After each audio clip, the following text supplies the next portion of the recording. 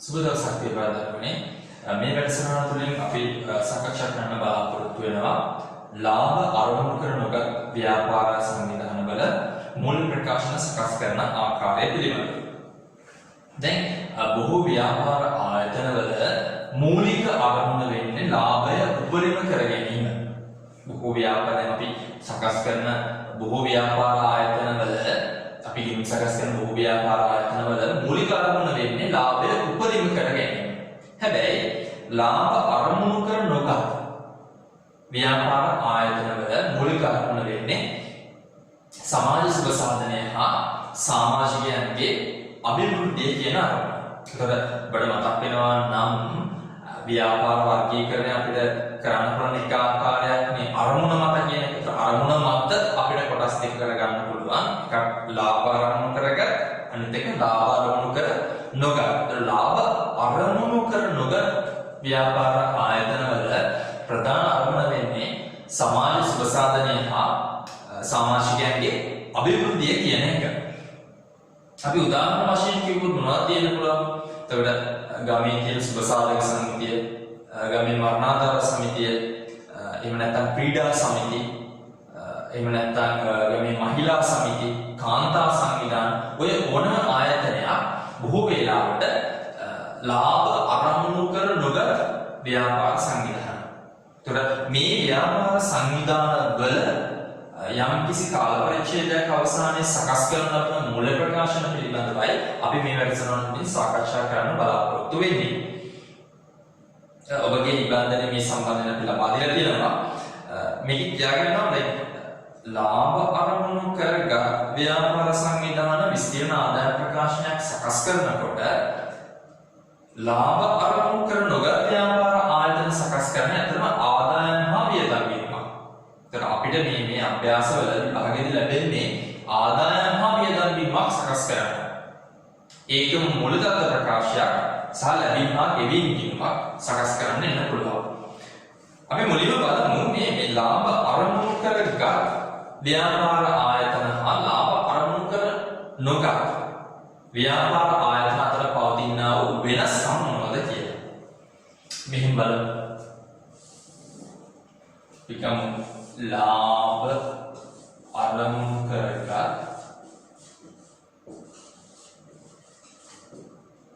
අනිත් පැත්තේ ලාභ අරමුණු කර නොගත්. ඔබගේ සටහන් පොතේ මේ සම්බන්ධයෙන් සටහනක් තබා ගත්තත් වඩා වටී ඔබට. දැන් ලාභ අරමුණු කරගත් ව්‍යාපාර ආයතනයක නම් ප්‍රධාන අරමුණ වෙන්නේ ලාභය උපරිම කිරීම, උපරිම කර ගැනීම. හරි. ලාභ අරමුණු කර නොගත් එකක නම් සමාජ සුබ සාධනය, එහෙම නැත්නම් තමන්ගේ සමාජිකයන්ගේ අභිවෘද්ධිය. හරි. ලාභ අරමුණු කර නොගත් ව්‍යාපාර ආයතනයක නම් ප්‍රධානම අරමුණ වෙන්නේ සමාජ සුබ සාධනය හා සමාජිකයන්ගේ අභිවෘද්ධිය කියන එක. ලාභ අරමුණු කරගත් ව්‍යාපාර ආයතනයක ප්‍රධාන ආදායම් මාර්ගය වෙන්නේ භාණ්ඩ හෝ සේවාවල විකිණීම කියන එක. භාණ්ඩ විකිණීමක් හෝ සේවා සැපයීමක් කියන එක. ලාභ අරමුණු කර නොගත් එක නම් සමාජික අරමුදල්. සමාජික අරමුදල්. ඊළඟට බලමු ලාභ අරමුණු කරගත් ව්‍යාපාර ආයතනයක නම් අපි ලාභය හෝ අලාභය හොයන්න සකස් කරනවා විස්තීර්ණ ආදායම් ප්‍රකාශය. විස්තීර්ණ ආදායම් ප්‍රකාශ තමයි සකස් කරන්නේ මොනවටද? ලාභය හෝ අලාභය හොයන්න. මෙයා සකස් කරනවා ආදායම් හා වියදම් වීම. හරි. විස්තීර්ණ ආදායම් ප්‍රකාශයට අපි යම් අපි ගන්න ගැළපී ප්‍රමාණයක් තියෙනවනේ. අපි උපචිත සංකල්පය, අඛණ්ඩ ප්‍රායෝගික සංකල්පය මේ කියන සියලුම ගැළපී වලට යටත්ව තමයි මේ ආදායම් හා වියදම් බිම සකස් කිරීම සිදු කරන්නේ. දැන් ආකෘති දෙකක්. ඒකම ලාභාන්විත කරගත් ව්‍යාපාර ආයතනයක් මුදල් පොතක් නැත්නම් මුදල් පාලන ඉල්මක් සකස් කරනකොට මෙයා සකස් කරන්නේ ලැබීම් හා ගෙවීම් ගිණුමක් කියන එක. ලැබීම් හා ගෙවීම් ගිණුමක් කියන එකයි සකස් කරන්නේ. ඒකම ලාභාන්විත කරගත් ව්‍යාපාර ආයතන शुद्ध लाभයන් හෝ शुद्ध අලාභයන් ලබනවා. ලාභාන්විත කරගත් ව්‍යාපාර शुद्ध लाभය හෝ शुद्ध අලාභය ලබනවා. ලාභ අරමුණු කර නොගත් ව්‍යාපාර ආයතන අතිරික්තයක් හරි ඌනතාවයක් හරි තමයි දරන්නේ. මෙයාගේ शुद्ध ලාභයක් නම් ඒකට සමාන වෙන්නේ අතිරික්තය කියන එක. शुद्ध අලාභයට සමාන වෙන්නේ ඌනතාවය කියන එක. හරි පැහැදිලි. මෙයාට තියෙන්න පුළුවන් ප්‍රාග්ධනය කියන එක අපි වචනෙත් එක්ක ගන්න. හරි ප්‍රාග්ධනය කියන එක. වත්කම් වෙන වගකීම් ප්‍රාග්ධනය. ඒකට මෙයාගේ තියෙන්නේ මොකද්ද? සමුච්චිත අරමුදල. සමුච්චිත අරමුදල. හරි. දෙන්නටම මූලදත්ත ප්‍රකාශයයි අපි ඒකේ වෙනසක් නැහැ. එතකොට මේ කියන වෙනස්කම් ටික ලාභ අරමුණු කරගත් ව්‍යාපාර ආයතන හා ලාභ අරමුණු කර නොගත් ව්‍යාපාර ආයතන අතර අපිට සංසන්දනය කරන්න පුළුවන්. ඔබගේ සටහන් පොතේ මේක මේ විදිහට සටහනක් විදිහට තබා ගන්නවා නම් ඔබට වැදගත් වෙයි. ඔබගේ නිබන්ධනයේ මේ සම්බන්ධයෙන් තියෙන ගිණුම් ටික අපි සාකච්ඡා කරනවා. ලැබීම් හා ගෙවීම් ගිණුම කියන මුදල් පොතට සමානව පිළියෙල කරන අතර අපි සාකච්ඡා කරා. ලැබීම් ගිණුමේදී වෙන්නේ ලැබීම් හා ගෙවීම් ගිණුම මුදල් පොතට සමානව සකස් කරන්නේ. ඒ මුදල් පොතට නැත්නම් මුදල් පාලන ගිණුමට අදාළ වෙන සියලුම රීතීන් ටික ලැබීම් හා ගෙවීම් ගිණුමට අදාළ. ඒක ආරම්භක ශේෂ මුදල් ලැබීම් හා පැත්තේ මුදල් ගෙවීම් පැත්තේ සහ අවසාන ශේෂයක්. ආදායම වියදම් ගිණුමත් ලාභ අරමුණු කරගත් ව්‍යාපාරයක අපි සකස් කරන විස්තීර්ණ ආදායම් ප්‍රකාශනයට සමානයි. ඒ තියෙන රීතීන් ටිකම තමයි පාවිච්චි කරන්නේ. මේ ආකෘතිය වෙනස්. සාශුද්ධ ලාභයට අපි කියන්නේ ආදායම හා වියදම් ගිණුමේ අතිරික්තයක් කියලා. අශුද්ධ ලාභයක් આવොත් අපි කියන්නේ ඌනතාවයක් කියලා. මේ සම්බන්ධයෙන් අපි බලන්නේ කියලා තියෙනවා එසෙම සංවිධානයේ වියදම් ඉක්මවා ඇති ආදායම අතිරික්තය ලෙස ආදායම ඉක්මවා ඇති වියදම් ඌනතාවය ලෙස හඳුන්වයි. හයිලයිට් කරලා තියාගත්තොත් වටී ශේෂවත්න මූලතත්ත්ව ප්‍රකාශයේ ව්‍යාපාර සංවිධාන වල කාල පරිච්ඡේදයේ අවසානයේට වත්කම් හා වගකීම් හිමිකම් මින් පෙන්වුම් කරමික ලාභ අරමුණු කරගත් හානුගත කියන දෙකම පොදු දෙයක් විදිහට යනවා. විශේෂිත ආයතන සමුචිත අරමුදල අපි කතා කරා. සමුචිත අරමුදල කියලා කියන්නේ ලාභ අරමුණු කරගත් ව්‍යාපාරයක ප්‍රාග්ධනය කියන දේට සමානව තියෙන දේ තමයි ලාභ අරමුණු කරගත් ව්‍යාපාරවල ගත්තොත් සමුචිත අරමුදල කියන්නේ. ඒතර සමුචිත අරමුදල කියන්නේ වත්කම් වලින් වගකීම් ටික අඩු කරාම අපිට ලැබෙන දේ තමයි ලාභ අරමුණු කරගත් ව්‍යාපාරයක පැත්තෙන් කියොත් ඒක හිමිකම් වගේ. හරි. සමුචිත අරමුදල විවිධ පරිත්‍යාග හා සමාජිකයන් රැසකගේ දායකත්වයෙන් යුතුව බිහිවි. අනේ ඒක හයිලයිට් කරලා තියාගන්න. සමාජික මුදල් ගිණුම. උතර දැන් අපි බිම කතා කරන්නේ ලාභ අරමුණු කරගත් ව්‍යාපාරයේ ප්‍රධාන ආදායම වෙන්නේ භාණ්ඩ විකිණීමක් හෝ සේවා සැපයීම. ඒතර ලාභ අරමුණු කර නොගත් ව්‍යාපාර ආයතනයක ප්‍රධාන වෙන්නේ සමාජික අරමුදල.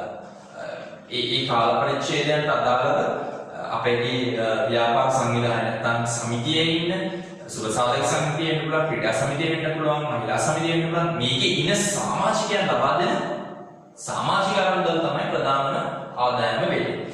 ඒ ආදායමට අදාළව අපි සකස් කරන ලබන ගිණුම තමයි සමාජික මුදල් ගිණුම කියලා කියන්නේ. මේකේ ආකෘතිය දීලා දෙනවා දරුවනේ. හොඳට බලා ගන්න සහ ආකෘතිය හොඳට මතක තබා ගන්න. පොඩ්ඩක් බලමු ආයසරයක්.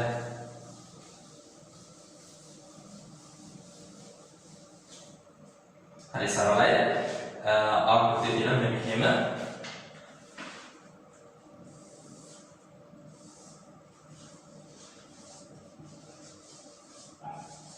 මේක මෙහෙම අරගෙන තියාගන්න.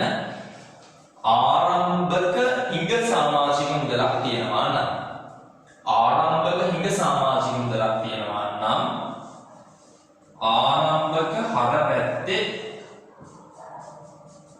අපි සටහන දාන්න. ආරම්භක හිඟ සමාජික මුදල් ගිණුමේ ආරම්භක හර පැත්තේ ෂේයිගේ හර පැත්තේ උඩින් මෙන්නේ. ආරම්භක කලින් ගෙවීමක් තියෙනවා නම් ආරම්භක කලින් ගෙවීමක් තියෙනවා නම් සමාජික මුදල් ගිණුමේ ඉහළින් ෂේයිගේ බැර පැත්තට එන්නේ අගය. ඒකම අවසානයේ කලින් ගෙවීමක් තියෙනවා නම් කාල පරිච්ඡේදයේ අවසානයේ කලින් ගෙවීමක් තියෙනවා නම් ෂේ පාඩේ හර පැත්තෙන් එන්නේ. හරි ඉස්සරහම මතක තියාගන්න.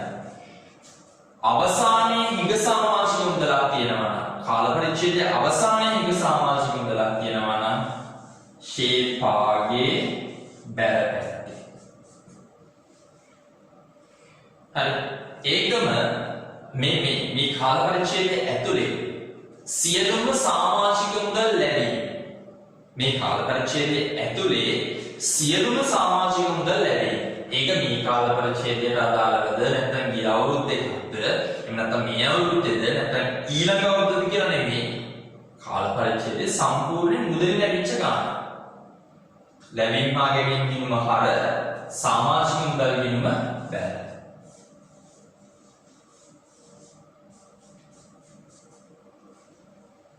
හරි. ඊට පස්සේ මම බලන්න ඕන මේ කාල පරිච්ඡේදයට අදාළ සමාජික මුදල් ඉන්නේ සමාජිකයෝ 50 නම් හරි අවුරුද්දටම එක්කෙනෙක්ගෙන් ලැබෙන්න ඕන 100 න හරි ඉන්නේ 50යි අවුරුද්දටම ලැබෙන්න ඕන 100යි එක්කෙනෙක්ගෙන්. එහෙනම් මේ කාල පරිච්ඡේදයට අදාළ ආදායම කීයද? 50 වැඩි කිරීම 100 5000යි. හරි 50 වැඩි කිරීම 100 5000 තමයි කාල පරිච්ඡේදයට අදාළයි. හරි ඔක ලැබෙන්නත් පුළුවන් නැවෙන්නත්. හැබැයි අදාළ එක අපි සලකනවා. අදාළ ආදායම තමයි අපි ආදායම හා වියදම් ගිණුමට මාරු කරන්නේ.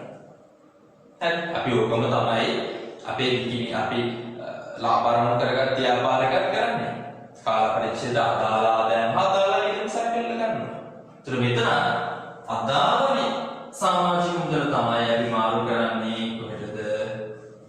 ආදායම හා වියදම්. හරි මේ ආකෘතිය හොඳට මතක තියාගන්න. අපිට පළවෙනියෙන් දීලා තියෙනවා ඒ ආකෘතිය නිබන්ධනයේ ඇතුලේ ඒ මතක තියාගන්න. ඇතුළත් වීමේ ගාස්තු. ඉතින් අලුතෙන් සමාජිකයෙක් බඳවා ගත්තී ඇතුළත් වීමේ ගාස්තුවක් කියනවනේ. නේ අලුතෙන් සමාජිකයෙක් බඳවා ගත්තී ඇතුළත් වීමේ ගාස්තුවක් ගන්නවා. මේ ඇතුළත් වීමේ ගාස්තුවට අදාළව අපිට කරන්න පුළුවන් කාරණා තුනක් ගැන කතා කරනවා. හැබැයි වඩා ලේසි, වඩා හොඳයි, වඩා ප්‍රායෝගිකයි ඇතුළත් වීමේ ගාස්තුව අපිට මොකුත් කියලා නැත්තම්. හරි අභ්‍යාසෙ මොකුත් කියලා නැත්තම් ඒක ඒ වර්ෂයේම ආදායමක් කරන්න. ඇතුළත් වීමේ ගාස්තු සම්බන්ධයෙන් කිසියම් ගැළපෙල්ලක් නැත්තම් ඒක ඒ වර්ෂයේම ආදායමක් කරන්න. තමයි හොඳම උපක්‍රමය. හරි ලැබුව වර්ෂයේ ආදායමක් ලෙස සලකා ආදායම හා වියදම් ගිණුමට ඍජුව බැර කිරීම.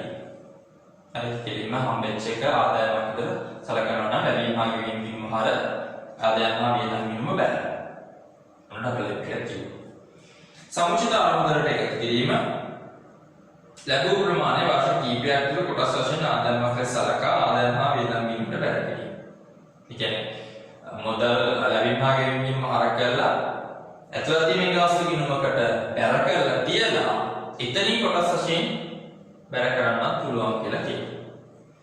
අනිත් එක යාවජීව සමාජික මුදල්. හරි. දැන් හැම මාසෙම අවුරුද්දෙන් අවුරුද්දම සමාජික මුදල් ගෙවාගෙන යන කෙනාට අපි කියන සාමාන්‍ය සමාජිකයෙක්. එයා හැම මාසෙම යාගේ සමාජික මුදල ගෙවනවා නැත්නම් හැම අවුරුද්දෙම යාට තියෙන සමාජික මුදල ගෙවනවා. මේ යාවජීව සමාජිකයා කියන්නේ මරණ තුරා මේ සමිතිය තියෙන තුරාවට. දැන් එයා ජීවත් වෙන ඉන්න තුරාවටම ඒ සමිතිය සමාජිකයෙක් වෙනවා. හරි. ජීවත් වෙලා ඉන්න තුරාවටම එයා සමිතිය ජීවිතාන්තය දක්වා. ජීවිතේ තියෙන තුරාවට එයා සමිතිය සමාජිකයෙක් වෙනවා. මේක ගන්නේ කොහොමද? ආයතනයේ සියලුම මේ සංවිධානය මේ සංවිධානයේ සියලුම සමාජිකයන් ටික එකතු වෙලා තීරණයක් ගන්නවා. අපි මෙන්න මෙච්චර වටිනාකමක් අපි තුමු සාමාන්‍ය සමාජිකයෙක්ගේ වාර්ෂික සමාජික මුදල රුපියල් 1000යි. හරි.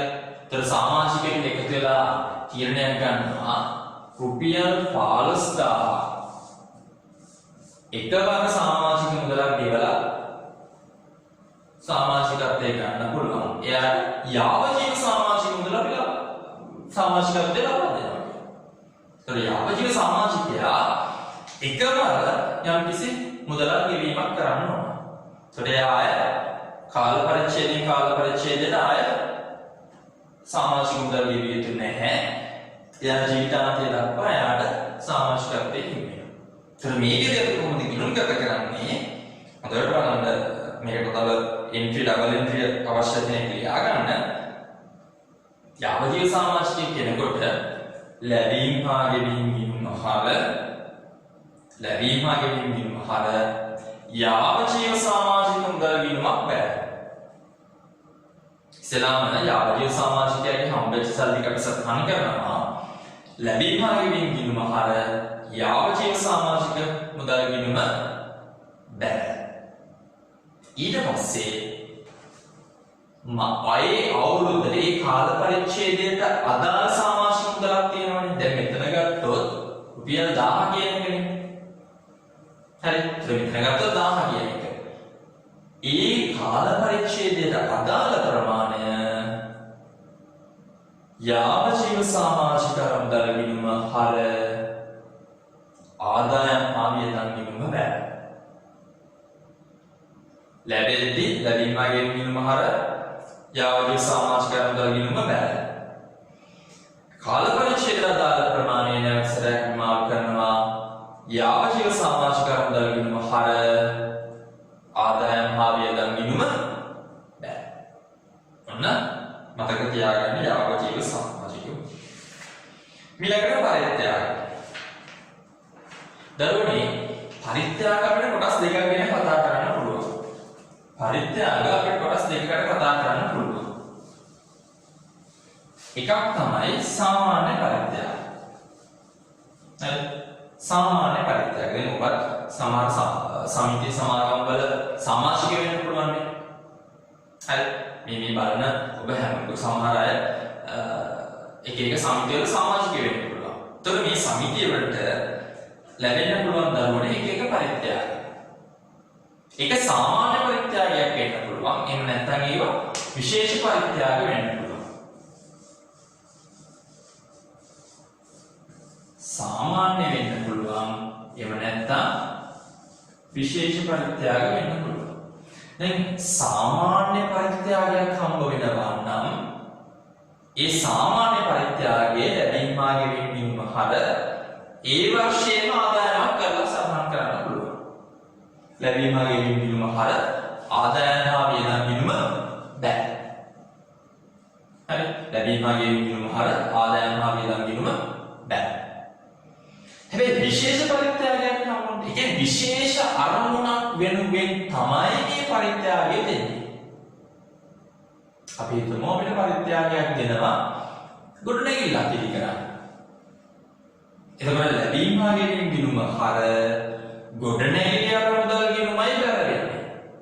ඒක කෙලින්ම ආදායමක් විදිහට දාන්න බෑ. විශේෂ පරිත්‍යාගයේ ආදායම පිළිද දාන්න බෑ. හරි. කොට විශේෂ පරිත්‍යාගය කියනවා නම් ඔන්න ඩබල් එන්ට්‍රි මතක තියාගමු. ලැබීම ගෙවීම ගිණුම හර විශේෂ අරමුදල් ගිණුම බෑ. හරි. විශේෂ අරමුදල් ගිණුමක් බෑ. ඊළඟට අපිට දුන්න අරමුණ ඉතුරු වෙද්දී හිතන්නේ අපි උදාහරණයකට කතා කරමු යන ගිණුම් ගත කරනවා අපිට රුපියල් 50000ක් දෙනවා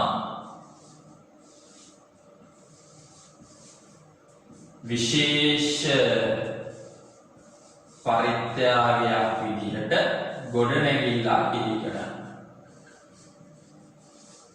හරි ගොඩනැගිල්ලක් ඉදි කරන්න.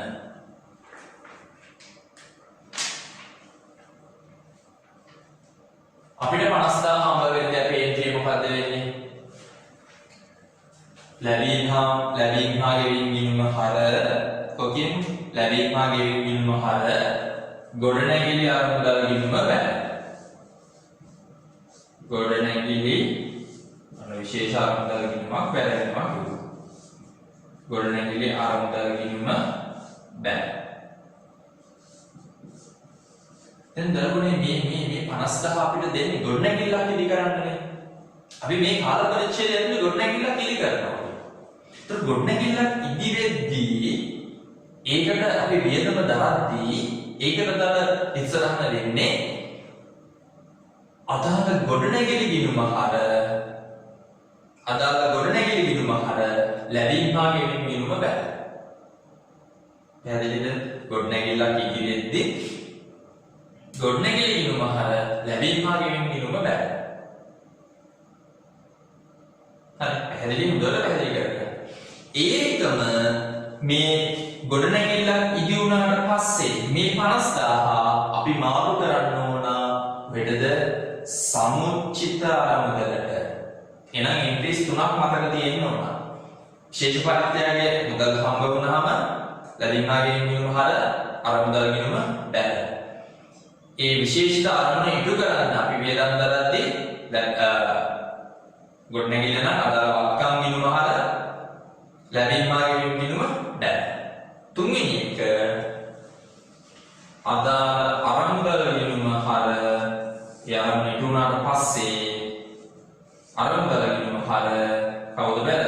සමුච්චිත අරමුදල බෑ. සමුච්චිත අරමුදල බෑ. හරි. ඔන්න මතක තියාගන්න ඕන දේවල්. ඊළඟ එක විශේෂ අයබාර කටයුතු. ඒ කියන්නේ අපි ක්‍රීඩා සමිතියක් කරගෙන යනවා. අපේ ක්‍රීඩා සමිතියේ අපි වෙනම බීම කලා පවත්වාගෙන යනවා. හරි ක්‍රීඩා සමිතියක් අපේ තියෙන්නේ.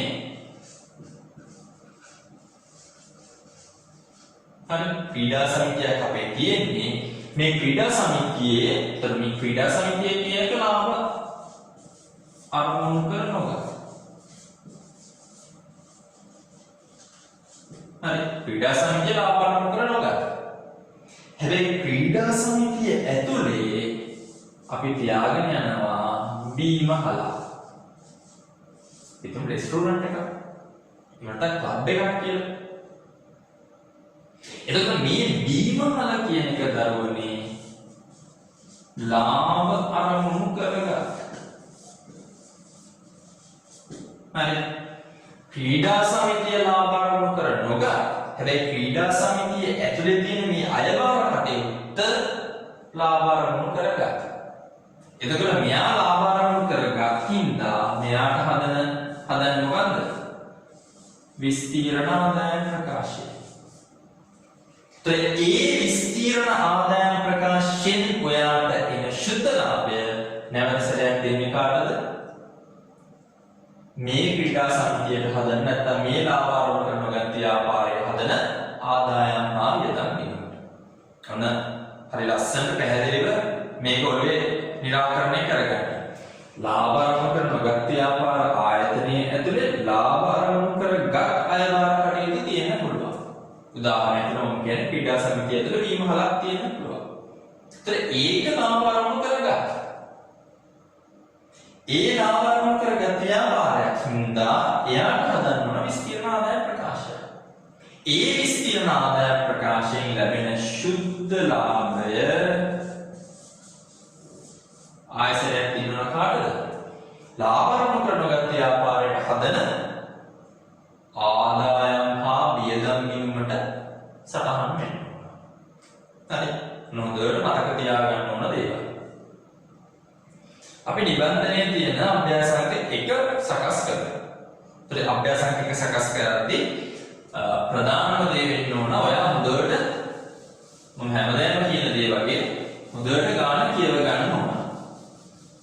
හරි ගාන හොඳට කියවගෙන ගාන හදන්න අපි ගමු. මෙන්න මෙහෙම. නිබන්ධනයේ අභ්‍යාසාංක 1 අපි සකස් කරමු. සදාජය ක්‍රීඩා සමාජයේ 2011 1 දිනට හා 2011 12 31 දිනට ශේෂපත්‍ර දෙකක් පහත දැක්වේ. එහෙම කියලා අපිට ශේෂපත්‍රයක් දෙනවා. එතකොට 2011 1ට සමුචිත අරමුදල පෙර වර්ෂයේ අතිරික්තයත් එක්ක සමුචිත අරමුදලේ ශේෂය 55000ක් විදිහට එනවා. ගොඩනැගිලි අරමුදල සහාය සමාජික මුදල යාවජීව ඔය විදිහට සියලුම තොරතුරු ටික සියලුම ප්‍රාග්ධනයට නැත්නම් සමුචිත අරමුදලට හා වගකීම් වලට අදාළ තොරතුරු ටික අනිත් පැත්තේ තියෙනවා වත්කම් ජංගම සහ ජංගම වත්කම් ටික. 2011 12 දින අවසන් වර්ෂයේ ලැබීම් හා ගෙවීම් පිළිබඳ විස්තර පහත දැක්වේ. එමෙ කියලා අපිට ලැබීම් ටික සහ ගෙවීම් ටික දීලා තියෙනවා. අපි ඉල්ලනවා අවශ්‍ය වන්නේ බීමහලේ වෙළඳ ලාභ නැත්නම් බීමහලේ විස්තීර්ණ ආදායම් ප්‍රකාශය. ඔබට මතක ඇති මම තියරි කොටසේදී අපි කතා කරනකොට කියුවා ලාභ අරමුණු කර නොගත් ව්‍යාපාරයේ ඇතුලේ ලාභය අරමුණු කරගත් ව්‍යාපාර සංවිධාන ඇතුලේ ලාභ අරමුණු කරගත් ව්‍යාපාර කොටසක් තියෙන්න පුළුවන්. නැත්නම් අයබාර උත්පාදනය කරන කොටසක් තියෙන්න පුළුවන්. අපි උදාහරණයක් ගත්තේ ක්‍රීඩා සමාජයක බීමහලක් පවත්වාගෙන යන්න පුළුවන්. හරි. එහෙනම් අපෙන් ඉල්ලන බීමහලේ විස්තීර්ණ ආදායම් ප්‍රකාශය ඒක ලාභ අරමුණු කරගත් ව්‍යාපාරයකට අදාළව අපි සකස් කළ යුතු විස්තීර්ණ ආදායම් ප්‍රකාශයක්. 2011 12 31 දින අවසන් වර්ෂය සඳහා ආදායම් හා වියදම් ගිණුම අන්න ලාභ අරමුණු කර නොගත් ව්‍යාපාරයට අදාළ කොටස සහ ගොඩනැගිලි අරමුදල් ගිණුම. හොඳයි අපි එනම් අභ්‍යාසය පටන් ගමු. අපේ ශේෂපත්‍ර දෙක පදනම් කරගෙන මුලින්ම අපේ ශේෂ ටිකත් එක්ක ඉතුරු කාරණා ටික ඇතුළත් කරමින් ගාන සකස් කරමු. සමුචිත අරමුදල තියෙනවා දරුවනේ 2000 අවුරුද්දේ මුලට 55000යි ගිය අවුරුද්ද අතිරික්තයක් එක්ක ඒකම එය අවසාන වෙද්දී 2011 12 31 වර්ෂයේ අවසාන වෙද්දී හොඳට බලන්න 55000 අතිරික්ත සමුචිත අරමුදල 67000 වෙනවා. අපි ඒකට හේතු හොයාගන්න ඕන. ඒකම මේ සදාජය ක්‍රීඩා සමාජයේ අතිරික්තය කියන්නේ අපි සකස් කරන ආදායම් ප්‍රකාශය සකස් කරලා අවසාන වෙද්දී එහි අතිරික්තය ඔයාට අනිවාර්යෙන් වෙන්න ඕන 7500. හරි අනිවාර්යෙන්ම ඕන 7500 එන්න ඕන. ඒකම ඊළඟට තියෙනවා ගොඩනැගිලි අරමුදලේ අපි දාමු මේ ටික නම් කරගෙනම ගාන සකස් කරන් යමු. ගොඩනැගිලි අරමුදල ඔබට මතක ඇති මම කිව්වා පරිත්‍යාග කොටස් දෙකකට කරන්න පුළුවන්. එකක් සාමාන්‍ය පරිත්‍යාග අනිත් එක විශේෂ පරිත්‍යාග. විශේෂ පරිත්‍යාගයක් එනවා නම් අපිට ලැබීම් හා ගෙවීම් ගිණුම හර විශේෂ පරිත්‍යාග අරමුදල නැත්නම් විශේෂ ඒ අදාළ අරමුදල් ගිණුම බැල වෙනවා කියන එක. හොඳයි ඒ වගේ ලැබිච්ච විශේෂ පරිත්‍යාගයක අපි නම් කරගමු ගොඩනැගිලි ගිණුම් අරමුදල් ගිණුම ගොඩනැගිලි අරමුදල මේ පෙර වැඩක් නෙවෙයි. ගොඩනැගිලි අරමුදල වගේ ඉල්ලලා තිබ්බා. නම් ගොඩනැගිලි අරමුදල ගිණුම අපි අනිවාර්යයෙන්ම මට ගානේ ලකුණු හම්බ වෙන්න නැත්නම් ලකුණු ලැබෙන්න සකස් කරන්න ඕන කොටස. ගොඩනැගිලි අරමුදලේ ආරම්භක ශේෂය තියෙනවා දරුවනේ ඊගේ 20000ක්. ඒකම අවසානයේ තියෙන්න ඕන 13000ක්. අපි මේවා ශේෂ දාගෙන යමු.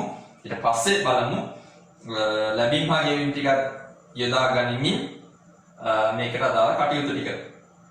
ඊළඟට ඉදිරියට ලැබූ සමාජික මුදල් අවුරුද්දේ ආරම්භක ඉදිරියට ලැබීම සහ අවුරුද්දේ අවසාන ඉදිරියට ලැබීම. ඔබට මතක් වෙන්න ඕන සමාජික මුදල් කියන මේ ආකෘතිය ඉදිරියට ලද ආරම්භක ඉදිරියට ලද නම් සමාජික මුදල් ගිණුමේ ෂේ බැර කීයද 10යි අවසාන කලින් ලැබීම නම් ෂේපාගේ හර පැත්තේ 1500යි. යාවජීව සමාජික මුදල් අපි කොයි යාවජීව සමාජිකයෙක් කියලා කියන්නේ ඔහු ජීවත් වෙන තුරාවටම ඒ සමිතියේ සමාජිකත්වය ගන්නවා නම් දිවි තිබෙන තුරා තමයිගේ සමාජිකත්වය ගන්නවා නම් ඔහුට කියනවා අපි යාවජීව සමාජිකයා කියලා. යම්කිසි එකඟ වෙච්ච වටිනාකමක් නැත්නම් එකඟ වෙච්ච සමාජික මුදලකට තමයි ඔහු සමාජිකත්වය ගන්නෙ. ඒතර යාවජීව සමාජිකයා තමයිගේ සමාජික අරමුදල් ගෙවනකොට ඔහු එකපාරක් බැඳෙනකොටම තමයි යාවජීව සමාජික අරමුදල ගෙවන්නේ. ඒ ගෙවන මොහොතේ ගෙවන වටිනාකම අපි කිව්වා ලැබීම හා ගෙවීම ගිණුම හර යාවජීව සමාජික අරමුදල් ගිණුම බැල.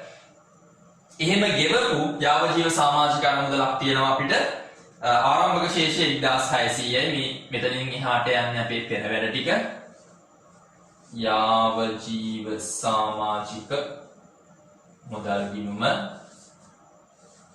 ෂේ 1600යි. අවසාන ශේෂය තියෙන්න ඕන 1200යි. අපි මේව තුලනේ කරද්දි කතා කරමු කොහොමද කියලා. ගෙවිය යුතු වරිපණම් මෙන්න අපි වරිපණම් වලටත් ගහනවා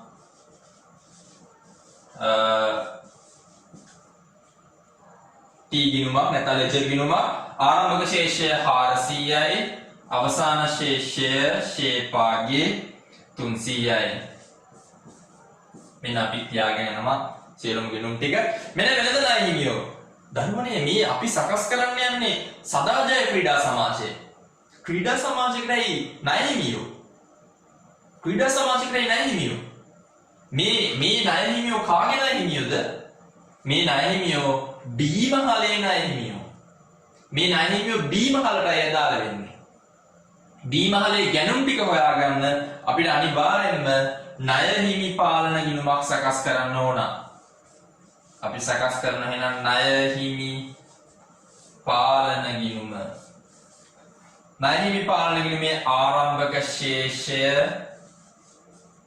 10000යි. ෂේපාගේ අවසාන ශේෂය 12000යි.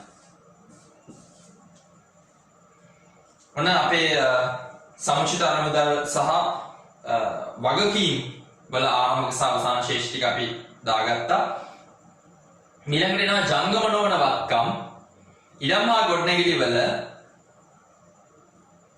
ආරම්භයේ තියෙනවා 40000ක් අවසානයේ තියෙනවා 50000ක්. අපි ඔක මතකයට තියමු. ක්‍රීඩා උපකරණත් එහෙමයි 1000යි 9000යි. ඒ දෙක අපි පොඩ්ඩකට තියමු. දැන් ඔබ ගත්ත දේවල් තියෙනවා නම් පොඩි හරියක් දාලා තියාගන්න ගානෙම. ඊළඟට තියෙනවා දරුවනේ ජංගම වත්කම්. ආරම්භක බඩු තොගය සහ අවසාන බඩු තොගය. මේ කොහෙද යන්නේ? බීමහලේ ආදායම් ප්‍රකාශයට. මොකද ක්‍රීඩා සමාජයකට ආරම්භක තොග සහ අවසාන තොග කියලා එකක් තියෙන විදියක් නැහැනේ. එහෙනම් බීමහලේ ආරම්භක තොගය අපි උඩින් විකුණුම් දාන්න ඉඩ තියලා අඩු කළා විකුණුම් පිරිවැය ඒ යටතේ ආරම්භක තොගය කීයද? 8000යි. ආරම්භක තොගය 8000යි. ආරම්භක තොගය 8000යි. අවසාන තොගය 13000යි. ණයගැතියෝ දැන් ආයසරයක් අර ප්‍රශ්නේ ක්‍රීඩා සමාජයකට ණයගැතියෝ ඉන්න පුළුවන්ද? නෑ මේ ක්‍රීඩා සමාජ ණයගැතිය කියන නෙමෙයි බීමහලේ ක්‍රීඩා සමාජයේ ඇතුලේ තියෙන ලාභ අරමුණු කරගත් කටයුත්තට අදාළ වෙන්න ණයගැතියෝ. එහෙනම් මේ ණයගැතියෝ ඇයි අපිට ඕන වෙන්නේ? මේ බීමහලේ විකුණුම් ටික හොයාගන්න. බීමහලේ විකුණුම් ටික හොයාගන්න අපිට ණය ගැති ඕන වෙනවා. අපි සකස් කරනවා දරුවනේ ණය ගැති පාලන ගිණුම. ණය ගැති පාලන ගිණුමේ ආරම්භක ශේෂය 18000යි.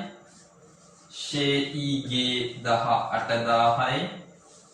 අවසාන ශේෂය 20000යි.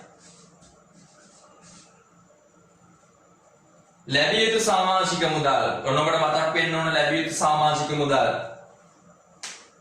ලැබිය යුතු සමාජික මුදල් ආරම්භක ලැබිය යුතු නම් සමාජික මුදල් ගිණුමේ ශේඊගේ හර පැත්තේ ශේඊගේ හර 1500යි. අවසාන ලැබිය යුතු නම් ශේ පාගේ බැර 1200යි. ඉදිරියට ගෙවූ ගෙවල් කුලී අපි ගෙවල් කුලී වලටත් T account එකක් දාගමු.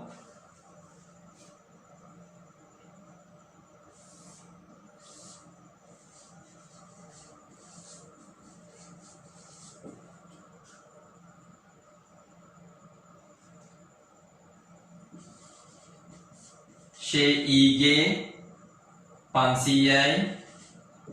ශේපාගේ 300යි. දැන් මුදල් කියලා තියෙනවා. ඒ කියන්නේ ලැබීම් හා ගෙවීම් ගිණුමේ ආරම්භක ශේෂ අපිට මූල දත්ත ප්‍රකාශ සකස් කරන්න කියලා නැති හින්දා මෙය අදාළ වෙන්නේ නැහැ.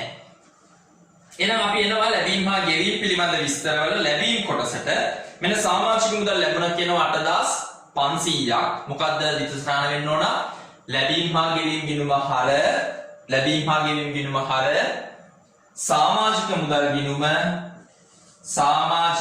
ගිණුම බැර 8500යි. ඔන්න දරුවනේ තියෙනවා ගොඩනැගිලි අරමුදලට ලැබීම්. මොකක්ද එන්ට්‍රිය?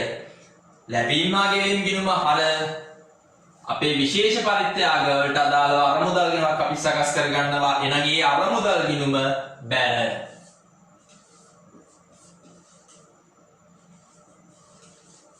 5000යි. බීමහලෙන් මෙන්න බීමහලෙන් ලැබීම්. මේ බීමහලෙන් ලැබීම් කියලා කියන්නේ ඇත්තටම ණයගැති ලැබීම් ටික මේ. ණයගැතියන්ගෙන් ලැබිච්ච ටික මේ. එහෙනම් ණයගැති ලැබීම් හා ගෙවීම් ගිණුම හර ණයගැති පාලන ගිණුම බැර ලැබීම් හා ගෙවීම් ගිණුම හර ණයගැති පාලන ගිණුම බැර. හිස් බෝතල් අලවියෙන් දැන් හිස් බෝතල් ටික තියෙන්න පුළුවන් කොහෙද? බීමහලේනේ. එහෙනම් මෙන්න බීමහලේ වෙනත් ආදායමක් බෝතල් අලවිය දලලාභයට යටින් අපි ලියනවා බෝතල් අලවිය 700ක් හම්බුණා. විවිධ ලැබීම් 300යි. අපිට කෙලින්ම විවිධ ලැබීම් ටික කොට දාන්න පුළුවන්. අපේ ආදායම් හා වියදම් ගිණුමට ආදායම් හා වියදම් ගිණුම කියන්නේ සාමාන්‍ය අපේ ලෙජර් ගිණුමක් හා සමානයි. T එකක් ගහන්න තමයි අපිට තියෙන්නේ. එතකොට එහි ඔයාගේ දකුණු අත පැත්තේ තමයි ආදායම් ටික, වම් අත පැත්තේ තමයි අපි වියදම් ටික සටහන් කරන්නේ. එහෙනම් මෙන්න විවිධ ලැබීම් කීයද? 300යි. ඔන්න අපේ ලැබීම් හා ගෙවීම් ගිණුමේ ලැබීම් පැත්තේ තියෙන දේවල් ටික අවසానයි. අපි යනවා ගෙවීම් පැත්තට. ගෙවීම් පැත්තේ මුලින්ම කියනවා ගොඩනැගිලි තැනීමට 12000යි. මේ ගොඩනැගිලි තනන්න නැත්නම් ගොඩනැගිල්ල හදන්න අපි වියදම් කරන්නේ කොහොමද? හොඳට මතක කරගන්න. අපිට විශේෂ පරිත්‍යාගයක් හම්බුණා. ඒ පරිත්‍යාගයෙන් හම්බ වෙච්ච සල්ලි ටික තමයි අපි අපේ මේ ගොඩනැගිල්ල හදන්න වියදම් කරන්නේ. මතක් කරගන්න විශේෂ පරිත්‍යාග වලට දාලා ඉස්සරහන් ටික. අපි ගොඩනැගිල්ල හදන්න වියදම් කරනකොට ලැබීම් හා ගෙවීම් ගිණුම බැර අදාළ වත්කම් ගිණුම හර. ලැබීම් හා ගෙවීම් ගිණුම බැර අදාළ වත්කම් ගිණුම හර. අදාළ වත්කම කියන්නේ කවුද අපිට? ගොඩනැගිලි ගිණුම. එහෙනම් ඉඩම් හා ගොඩනැගිලි වල ආරම්භයේ 40000ක් තියෙනවා. මේ වර්ෂයේදී තව 12000ක් එකතු වෙනවා. අපි ගොඩනැගිලි හදන 12000ක් වියදම් කළා. එහෙනම් 40000 ධන 12000. 40000 ධන 12000. මේ 40000 ධන 12000. එතකොට කීයක් වෙන්න ඕනද? වර්ෂයේ අවසානයේ නම් ඒක 52000ක් වෙන්න ඕන. 40000 ධන මේ වර්ෂයේ වියදම් කරා 12000ක්. එහෙනම් ඔක්කොම 52000ක් වෙන්න ඕන. හැබැයි වර්ෂයේ අවසානයේ තියෙනවා කියලා පෙන්නන්නේ ඒගොල්ලෝ අපේ ශේෂ පිරික්සුමේ සමාන ශේෂ පත්‍රයේ නැත්තම් මූල්‍ය දත්ත ප්‍රකාශයේ වර්ෂයේ අවසානයේට ඉඩම් හා ගොඩනැගිලි තියෙන්නේ 50000යි. වෙනස කීයද? 2000යි. මේ 2000 මොනවා වෙලා ඇද්ද? මේ ගොඩනැගිලි මොනවා වෙලා ඇද්ද මේ 2000? ෂෙයා. එහෙනම් ගොඩනැගිලි ෂෙයා තියනවා දරුවනේ. ගොඩනැගිලි ෂෙයා කීයද? 2000යි. ගොඩනැගිලි ෂෙයා 2000යි. ඔන්න එතනින්ම පැන නගින අනිත් කාරණේ. විශේෂ පරිත්‍යාගයක් අපි හම්බුණා. ඒ පරිත්‍යාගයට අදාළව අපි වියදමක් කරා. වියදම් කරද්දී ගෙවීම් ගිණුම බැර, ලැබීම් හා ගෙවීම් ගිණුම බැර, අදාළ වත්කම් ගිණුම හර. මේ අදාළ වත්කම්ට එකතු වුණා. අවසානයේ එක ෂේ වෙලා තියෙනවා. ඔන්න ඒකත් අපි දාගත්තා. දැන් අපි එනවා ඔබට මතක් කරගන්න. අපිට හම්බ වෙච්ච විශේෂ පරිත්‍යාගයෙන් කොටසක් අපි වියදම් කළා නම් පළවෙනි කාරණේ ගෙවීම් ගිණුම බැර, අදාළ වත්කම් ගිණුම හර. දෙවෙනි කොටස මොකද්ද? මෙන්න මේ විශේෂ පරිත්‍යාග ගිණුමෙන් නැත්නම් විශේෂ පරිත්‍යාගයෙන් හම්බෙච්ච ගොඩනගාගත්ත අරමුදලෙන් අපි ඒ වියදම් කරු ප්‍රමාණය කොහෙටද යවන්න ඕන? අපේ සමුච්චිත අරමුදලට යවන්න ඕන. කොහෙටද? අපේ සමුච්චිත අරමුදලට යවන්න ඕන. දැන් අපි කීයක්ද වියදම් කරේ? 12000ක් වියදම් කළේ. එහෙනම් 12000ක් අපි අපේ අරමුදල ගිණුමෙන් කාටද මාරු වෙන්න ඕන? සමුච්චිත අරමුදලට මාරු වෙන්න ඕන. එහෙනම් මෙන්න සමුච්චිත අරමුදලට 12000යි. ඔබට මතක් වෙන්න ඕන අපේ මූල්‍ය දත්ත ප්‍රකාශයේ අවුරුද්ද පටන් ගද්දි සමුච්චිත අරමුදල තියෙන්නේ 55000යි. හැබැයි අවුරුද්ද අග වෙද්දි ඒක 67000 වෙලා තියෙනවා. වෙනස කීයද? 12000යි. ඒ මොකක්ද 12000? මෙන්න අපේ අරමුදලෙන් විශේෂ පරිත්‍යාගයෙන් ගොඩනගාගත්ත අරමුදලෙන් අපි වියදම් කරපු ප්‍රමාණය තමයි මාරු වෙලා යන්නේ කාටද? සමුච්චිත අරමුදලට. හොඳයි. අපි යනවා ඊළඟට. සැපයම් කරුවන්ට ගෙවීම. ඒ කියන්නේ ණය හිමියන්ට ගෙවීම. ණය හිමියන්ට ගෙවීම කීයද? 8000යි. ණය හිමියන්ට ගෙවීම. එන්න ලැබීම හා ගෙවීම ගිණුම පෙර ණය හිමි පාලන ගිණුම හර. වරිපණ අපි වරිපණම් ගෙවලා තිනවා 500ක්. ලැබීම හා ගෙවීම ගිණුම බැර වරිපණම් ගිණුම හර. ගෙවල් කුලී ගෙවල් කුලී ගෙවලා තිනවා 2000ක්. ලැබීම හා ගෙවීම ගිණුම බැර අදාළ වියදම් ගිණුම හර. පත්තර හා ලිපි ද්‍රව්‍ය ගැනීමට අපිට මේවා කෙලින්ම දාන්න පුළුවන් අපේ ආදායම් හා වියදම් ගිණුමට. ඇයි? ආරම්භක ශේෂ මොකුත් නැහැ මේ වලට. එහෙනම් කෙලින්ම මේ දරණ වියදම ඒ වර්ෂයේ වියදමක් විදියට හඳුනා ගන්න පුළුවන්. එහෙනම් පත්තර හා ලිපි ද්‍රව්‍ය ගැනීමට පත්තර ලිපි ද්‍රව්‍ය කීයද? 800යි. දුරකථන ගාස්තු 200යි. දුරකථන ගාස්තු 200යි. විවිධ වියදම් 1000යි. මේවට කිසිම වෙන ආරම්භක ශේෂ මුකුත් තිබෙන්නේ නැහැ. අපිට ඒකින්ද වර්ෂයේ දරන මුදලින් ගෙවපු ගානම වර්ෂයේ වියදමක් කරගන්න පුළුවන්. බීමහලේ වේතන.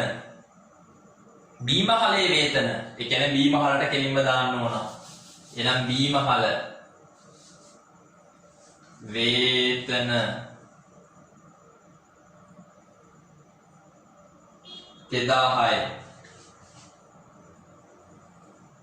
ඒකම අමතර තොරතුරු දුන්වට්ටම් 500යි. දුන්වට්ටමක් තියෙනවා. අපි කාටද දුන්වට්ටම් දෙන්නේ? ණයගැතියන්ට. එහෙනම් මේක ණයගැති පාලන ගිණුමට දුන්වට්ටම් ගිණුම හර ණයගැති පාලන ගිණුම බැර 500යි. ඒ කියන්නේ දුන්වට්ටම එන්න ඕන වියදමක් වෙලා බීමහලේ ආදායම් ප්‍රකාශයට දුන්වට්ටම් 500යි. හොඳයි. අන්න අපි ඔක්කොම ටික දාලා ඉවරයි. අපේ තොරතුරු ටික දැන් තියෙන්නේ මේ එක එක ලෙජර් ගිණුම් ටික තුලනය කරගනිමින් ඒවල ශේෂ අපේ ආදායම් ප්‍රකාශයට සහ මේ බීමහලේ ආදායම් ප්‍රකාශයට මාරු කරගන්න. මතක් කරගන්න බීමහලේ ශුද්ධ ලාභය හොයාගෙන ඒ ශුද්ධ ලාභයත් මාරු කරන්න කාටද? මෙන්න මේ අපේ සදාජය ක්‍රීඩා සමාජයේ ආදායම් හා වියදම් ගිණුමට. සදාජය ක්‍රීඩා සමාජයේ ආදායම් හා වියදම් ගිණුමට මාරු කරන්න ඕන. හොඳයි. අපි එකින් එකට බලාගෙන යමු. අපි සමාජික මුදල් ගිණුමෙන් පටන් ගමු වැඩේ. සමාජික මුදල් ගිණුම අපි තුලනය කරගමු. සමාජික මුදල් ගිණුම තුලනය කරගත්තාම අපිට හම්බ වෙන්න ඕන කවද? වර්ෂයට අදාළ සමාජික මුදල් ප්‍රමාණය. නැත්නම් වර්ෂයට අදාළව අපිට ලැබෙන්න තිබ්බ ප්‍රමාණය නැත්නම් වර්ෂයට අදාළව අපේ ආදායම. අපේ එකතු වෙනවා 10700යි 10700යි. එහෙනම් 7700ක් තමයි වර්ෂයට අදාළ සමාජික මුදල වෙන්න ඕන. එන එක මාරු කරගන්නවා අපි ආදායම් හා වියදම්. සමාජික මුදල් 7700යි.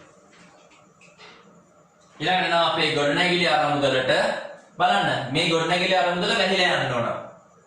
වෙන නෙමෙයි අපේ ශේෂය මාරු වෙලා බැලන්ස් වෙන ශේෂ වෙන්න ඕන. එහෙනම් මේ බලන්න 25000යි මෙයත් 25000යි. ඊළඟ කාල පරිච්ඡේදයට අපේ ශේෂය මාරු වෙනවා 13000ක්. යාවජීව සමාජික මුදල බලන්න 1600යි. එහෙනම් මෙතන 400ක බැලන්ස් එකක් එනවා. මේ 400 මොකද්ද? මේ යාවජීව සමාජිකයන්ගෙන් මේ වර්ෂයට අදාළව අපේ ආදායම් හා වියදම් ගිණුමට මාරු වෙන ගාණ. ඔබ මතක් කරගන්න මම කිව්වා යාවජීව සමාජිකයෙක් බැඳෙනවා නම් එයාගේ හම්බ වෙන සල්ලි ටික දැන් යාවජීව සමාජික මුදල ලැබීම හා ගෙවීම ගිණුම හර යාවජීව සමාජික මුදල් ගිණුම බැල ඊට පස්සේ සෑම කාල පරිච්ඡේදයකදීම ඒ කාල පරිච්ඡේදයට අදාළ සමාජික මුදල නැවත සැරයක් යාවජීව සමාජික මුදල් ගිණුම හර ආදායම් හා වියදම් ගිණුම බැල. එහෙනම් මෙන්න ආදායම් හා වියදම් ගිණුම අපි ගෙනියනවා යාවජීව සමාජික අරමුදල් ගිණුමෙන් 400ක්.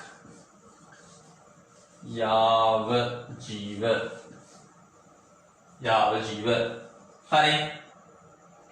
ඊළඟට දෙනවා අපිට බරිපණම් ගිණුම.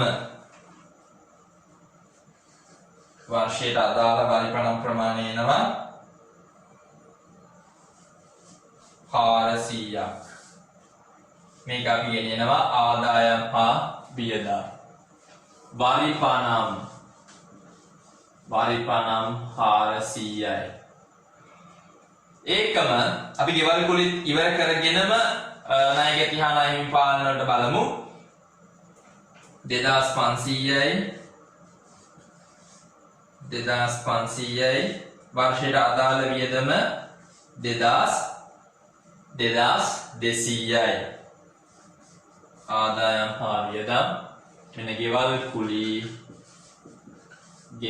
කුලි 2200යි. හොඳට බලා ගන්න මොකක්ද අපි වෙන්නේ කියන එක. ඊළඟ ණය හිමි පාලන ගිණුම අපි තුලනය කරගමු. ණය හිමි පාලන ගිණුමේ අපිට එනවා 20000යි.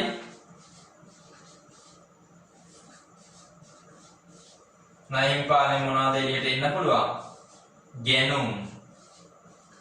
එහෙනම් අපිට ගැනුම් වෙනවා දරුවනේ 10000ක්. ගැනුම් 10000යි. ගැනුම් ටික කොහෙටද ගේන්නේ? බීමහලේ ආදායම් ප්‍රකාශයේ අපි ලියනවා ගැනුම් 10000යි. ගැනුම් 10000යි. ගැනුම් 10000යි. එහෙනම් ඊළඟට බලන්න ණය ගැති පාලන ගිණුම තුලනය කළා. ණය ගැති පාලන ගිණුම තුලනය කරන්න අපිට නා වෙන එකතුව 31500යි. 31500යි. දර අපිට තුලනය වෙලා එනවා අපේ විකුණුම් ප්‍රමාණය විකුණුම් 13500යි. විකුණුම් 13500යි. එන අපි උඩින්ම ලියා ගන්නවා විකුණුම් 13500යි. හරි. විකුණුම් 13500 උන් අපි ලියා ගත්තා. හරි. එහෙනම් අපි යමු බීමහලේ ආදායම් ප්‍රකාශය නැත්නම් බීමහලට අදාළව අපේ ශුද්ධ ලාභය ගණනය කරගන්න. අපි අනිත් සියලුම පෙරවැඩ ටික අවසానයි. අපිට හදන්න කියලා තියෙන්නේ ආදායම් හා වියදම් ගිණුමත් බීමහලේ ආදායම් ප්‍රකාශය ගොඩනැගිලි අරමුදල් ගිණුමත්. එතකොට මේ සමාජික මුදල්, ගෙවල් කුලී, යාවජීව, පරිපණම්, ණය හිමි පාලන, ණය ගැති පාලන මේ ඔක්කොම පෙරවැඩ විදියට ඔයා සකස් කරගන්න ඕන. හරි. එහෙනම් අපි බලමු මෙයාගේ ශුද්ධ ලාභය හෝ ලාභය කීයද? 18000යි 18000යි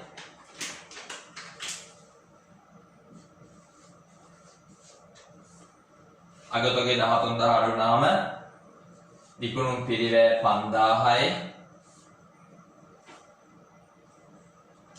අපිට දර ලාභය එනවා 8500ක් දර ලාභයට වෙනත් ආදායම් එකතු වුණාම දර ලාභයට වෙනත් ආදායම් එකතු වුණාම 700ක් තියෙනවා එකතු වුණාම 9200යි අපිට වියදම් ආවා 2500ක් මේ අඩු වුණාම අපිට ශුද්ධ ලාභය එන්න ඕන 6200යි ඔන්න බීමහලේ ශුද්ධ ලාභය කීයද 6200යි බීමහලේ ශුද්ධ ලාභය 6200යි මෙන්න මේ ලාභ අරමුණු කර නොගත් ව්‍යාපාර සංවිධානය ඇතුලේ ලාභ අරමුණු කරගත් අයබාර කටයුත්තක් නැත්නම් ලාභ අරමුණු කරගත් කටයුත්තකට අදාළව අපි උපයාගත් ශුද්ධ ලාභය මේ ශුද්ධ ලාභය මාරු වෙන්න ඕන අපේ ආදායම් හා වියදම් ගිණුමට එහෙනම් බීමහලේ ශුද්ධ ලාභය කීයද 6700යි හොඳට මතක තියාගන්න මේකේ එන්න ඕන අතිරික්තය අපිට වේලාසනින් ගන්න දෙනවා 7500යි කියලා. එහෙනම් තුලනය කරලා බලන්න අනිවාර්යයෙන්ම අතිරික්තය කී එන්න ඕනද? 7500 එන්න ඕන. ඇයි? අපිට අපේ අභ්‍යාසය දෙනවා අතිරික්තය 7500යි කියලා. බලන්න ආදායම් හා වියදම් ගිණුම තුලනය කරලා අපිට ඒ අතිරික්තයම ලැබෙනවාද කියලා. එකතුව පල්ලෙහාට 15100යි. ගණකයන්ත්‍රය භාවිතා කළා අපි හොයා ගන්නවා අතිරික්තය කීයයි කියලාද 7500යි කියලා.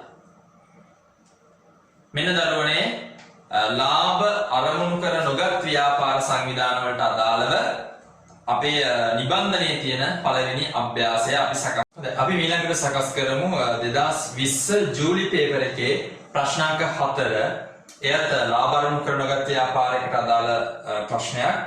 අපි මේම කියවමු ගැමුණු ක්‍රිකට් ක්‍රීඩා සමාජයේ සමාජිකයන් ක්‍රීඩා පහසුකම් සපයනු ලබන ක්‍රීඩා සමාජයක් වන අතර සමාජිකයන්ගේ අවශ්‍යතාවය සඳහා ආපන ශාලාවක් පවත්වාගෙන යයි. 2019 දෙසැම්බර් 31 දින අවසන් වර්ෂය සඳහා ගැමුණු ක්‍රිකට් සමාජයේ ලැබීම් හා ගෙවීම් ගිණුම පහත පරිදි වේ. එහෙම කියලා අපිට ලැබීම් හා ගෙවීම් ගිණුමක් දීලා තියෙනවා. පළවෙනි වත්කම් හා වගකීම් පහසනාන් පරිදි වේ කියලා අපිට වත්කම් හා වගකීම් ටික අවුරුද්දේ මුලට සහ අවසානයේ දීලා තියෙනවා. අතිරේක තොරතුරු දීලා තියෙනවා. අපි ඉල්ලනවා ආපන ශාලාවේ වෙළඳ ගිණුම ලකුණු 3යි ආදායම් හා වියදම් ගිණුම ලකුණු 7යි. මේ මම අර විශේෂ කරලා කිව්වේ ආපන ශාලාවේ වෙළඳ ගිණුම ඉල්ලන්නේ. හැබැයි ආපන ශාලාවේ සුද්ධ ලාභය තමයි ආදායම් හා වියදම් ගිණුමට ඕන. ඒතර වෙළඳ ගිණුමේ අපිට ලකුණු දෙන ප්‍රමාණය වෙළඳ ගිණුම කොටස පෙරවැඩක් විදියට හෝ අපේ සුද්ධ ලාභයත් හොයාගන්න ඕන. හොඳයි අපි සකස් කරන්න බලමු. අපි ගාන හොඳට කියවගමු. ඒ ගාන හොඳට මතක තියාගමු. මොකද ලැබීම් හා ගෙවීම් හිමේ පොඩි ප්‍රමාණයක් තියෙන්නේ. ඊළඟට වත්කම් හා වගකීම් ප්‍රමාණයත් එක්ක. හරි ලේසි මේ ලකුණු 10ක් හම්බ වෙනවා. ලේසියෙන් මේ ලකුණු 10 ඔබට ලබා ගන්න පුළුවන්. හොඳයි. එහෙනම් බලමු. ගොඩනැගිලි වල ධාරණාගය අවුරුද්දේ මුලට 80000යි. මේ අවුරුද්දේ අපේ ලැබීම් හා ගෙවීම් ගිණුම ඇතුලේ ගොඩනැගිලි මිලදී ගැනීමක් හෝ අලුතෙන් ඉදිකිරීමට වියදම් කිරීමක් නැහැ. අවුරුද්දේ අග ගොඩනැගිලි තියෙනවා 78000ක්. අවුරුද්දේ මුල 80000යි අවුරුද්දේ අග 78000යි. ඒ කියන්නේ 2000ක් අඩු වෙලා තියෙනවා. ඒ කියන්නේ ගොඩනැගිලි ෂෙයා 2000යි අපේ වියදමක්. එහෙනම් අපි දානවා ගොඩනැගිලි ෂෙයා 2000යි. ක්‍රීඩා උපකරණ ධාරණාගය ක්‍රීඩා උපකරණ වල ධාරණාගය තියෙනවා අවුරුද්දේ මුලට 20000යි අවුරුද්දේ අගට 17500යි. ලැබීම් හා ගෙවීම් ගිණුම බැලුවාම අපිට ක්‍රීඩා උපකරණ මිලදී ගැනීමක් නැහැ. ඒ කියන්නේ 20000 ඉඳන් 17500ට අඩු වුණා කියන්නේ ඒක මොනවද තියෙන්නේ?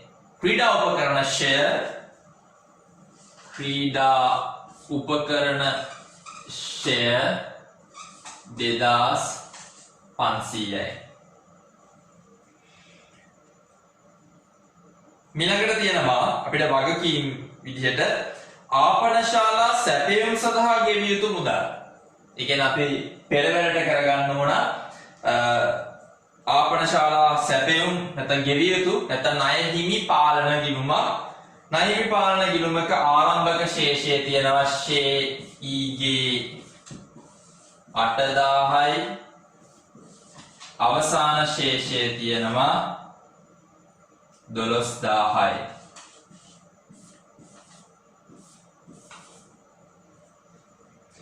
තොග ආපනශාලා අවුරුද්දේ මුල ආරම්භක තොගේ සහ අවුරුද්දේ අගට අදාළව තියෙන අවසාන තොගේ තියෙනවා. එහෙනම් මෙන්න අපේ ආපන ශාලාවේ වෙළඳ ගිණුම ඉල්ලන්නේ. එහෙනම් වෙළඳ ගිණුම අපි සකස් කරන්න ඕන. උඩින්ම විකුණුම් ලියන්න ඉඩ තියලා අඩු කළා විකුණුම් පිරිවැය ඒ යටතේ ආරම්භක තොග 5000යි අඩු කළා අග තොග 7000යි. හිඟ සාමාජික මුදල් මේ හිඟ සාමාජික මුදල් දෙන්නේ අපි පෙරවැලට සාමාජික මුදල් ගිණුමක් සකස් කළ යුතුයි. සාමාජික මුදල් ගිණුමක් සකස් කළ යුතුයි අපේ පෙරවැලට. එහෙනම් හිඟ නැත්නම් ලැබිය යුතු සාමාජික මුදල් අවුරුද්දේ මුලට ලැබිය යුතු නම් සාමාජික මුදල් ගිණුමේ ෂේ ඊගේ බැර සමාන ෂේ ඊගේ හර ෂේ ඊගේ හර ආරම්භක ලැබිය යුතු 900යි ෂේ පාගේ බැර 600යි. ඉදිරියට ගෙවූ සමාජික මුදල් එනම් ෂේ ඊගේ බැර 300යි ආරම්භක එක්කෙනා අවසාන එක්කෙනා ෂේ පාගේ හර 450යි. උපචිත විදුලිය තියෙනවා. එහෙනම් අපි පෙර වැඩට විදුලි ගිණුමක් ගහන්න ඕන. විදුලි ගිණුමේ උපචිත විදුලිය තියෙනවා ෂ E G 300යි ෂ පාගේ 600යි. හොඳයි. ඔන්න අපි වත්කම් වකීම් ටික දාගත්තා. අපි විශේෂයෙන් අතිරේක තොරතුරු එක්ක මේ වැඩේ කරගන්න.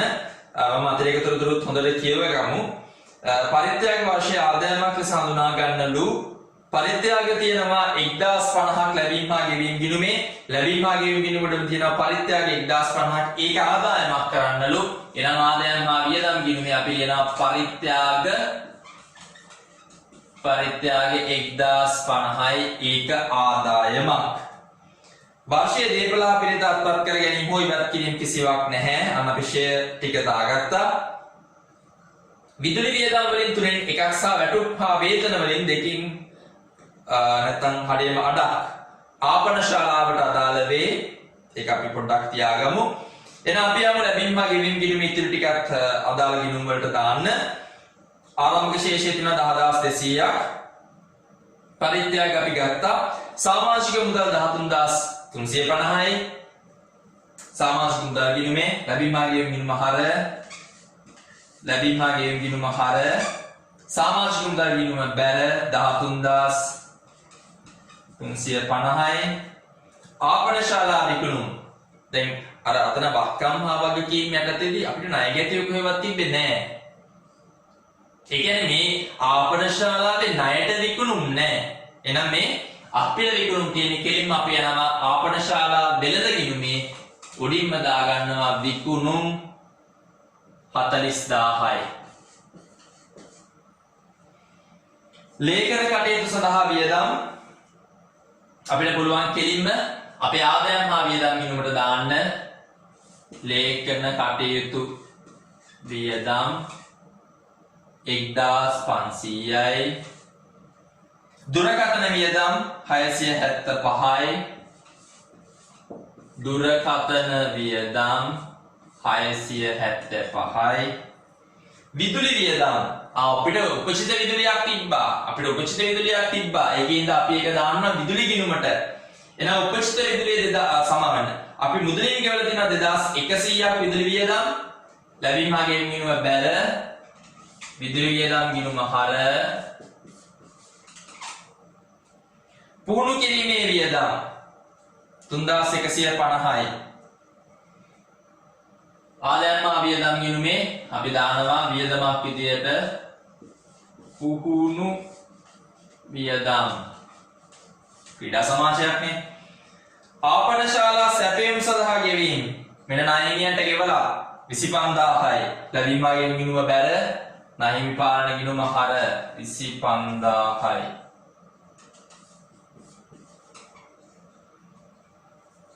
වැටුප්පා වේතන 12720යි.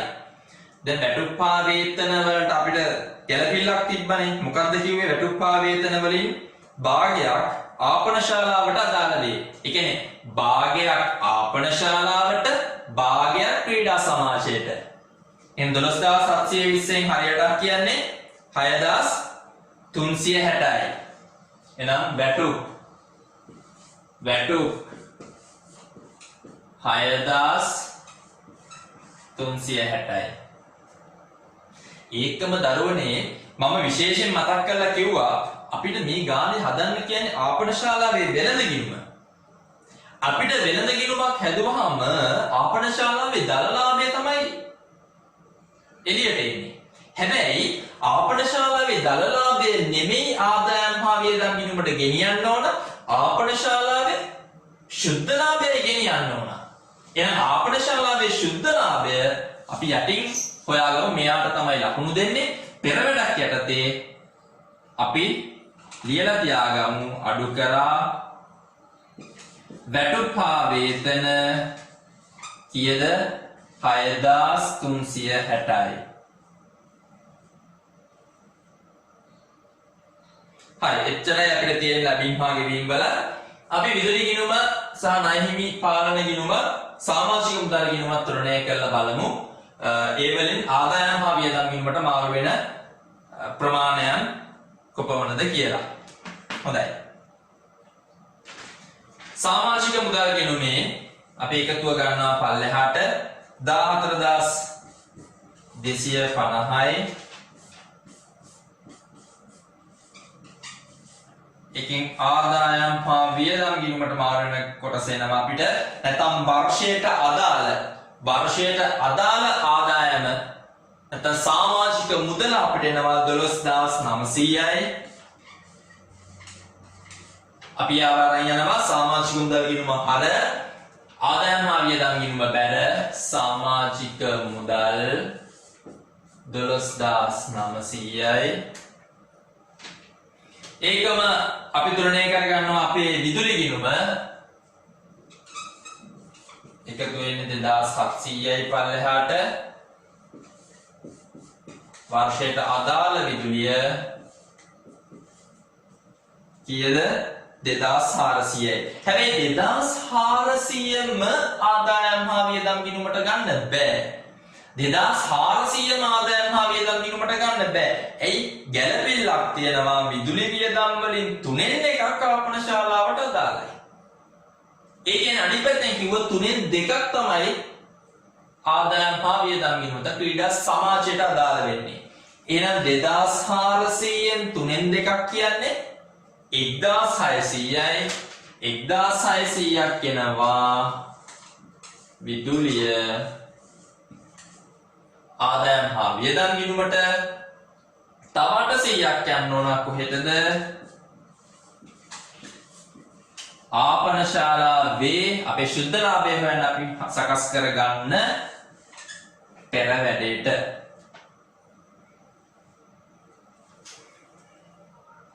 ඒකම අපි තුලනය කරගමු ණය හිමි පාලන ගිණුම නැත්නම් සැපයුම් කරුවන්ට ගෙවීම් ගිණුම 37000යි. අපිට ඒකෙන් ගොඩනගෙනවා ගැනුම් ටික හොයාගන්න පුළුවන්.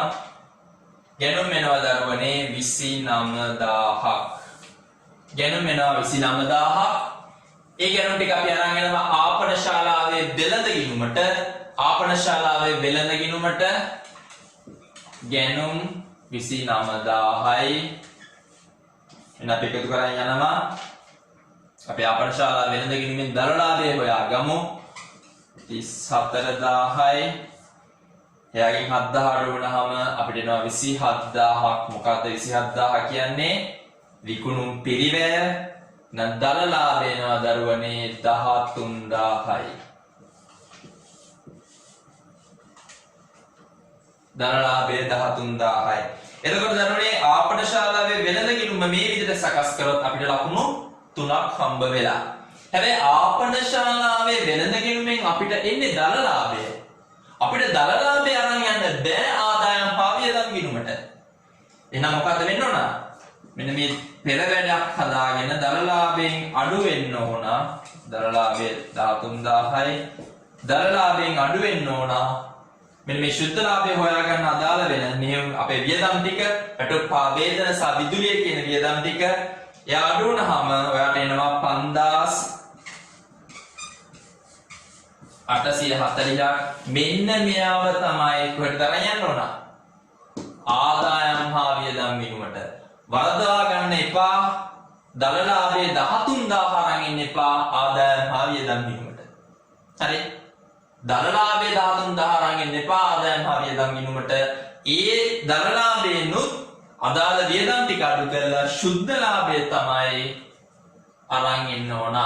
ආපන ශාලාවේ ශුද්ධ ලාභය 5840යි. 5840යි. හොඳයි එහෙනම් බලන්න අපි ආදායම් හා වියදම් ගිණුම තුලනය කළා මේක අතිරික්තයක්ද එහෙම නැත්නම් ඌනතාවයක් දෙන්නේ කියලා. අපේ වැඩි පැත්ත ආදායම් පැත්ත ඒ කියන්නේ අතිරික්තයක් එන්නේ 19790යි එකතුව අතිරික්තය 2005යි. අතිරික්තය 2005යි. හොඳයි දරුවනේ අපි ඒ සකස් කරේ 2020 ජූලි පේපර් එකේ ප්‍රශ්න අංක 4 මේ මෙලෙසින් සකස් කරන විට හරි ලේසි බලන්න ලකුණු 10ක් හිමි වෙනවා. අපේ නිබන්ධනයේ තියෙන අභ්‍යාසයන්ටත් වඩා විභාග ප්‍රශ්නය හරි ලෙහෙසි කියලා ඔබට තේරෙනවා ඇති. හොඳයි එහෙනම් ඉදිරියටත් මේ විදිහට විභාග ප්‍රශ්න සකස් කරන්න එවිට ඔබගේ දැනුම තවත් වර්ධනය වෙයි. ඒ විභාග ප්‍රශ්න පත්‍රයන්ට පිළිතුරු සැපයීමෙන් ඔබට වැඩි දැනුමකින් යුතුව ඔබගේ විභාගයට මුහුණ දෙන්න පුළුවන්. හොඳයි අපි වැඩසටහන මෙලෙසින් නිමා කරමු. ඔබ සැමට සුබ දවසක්.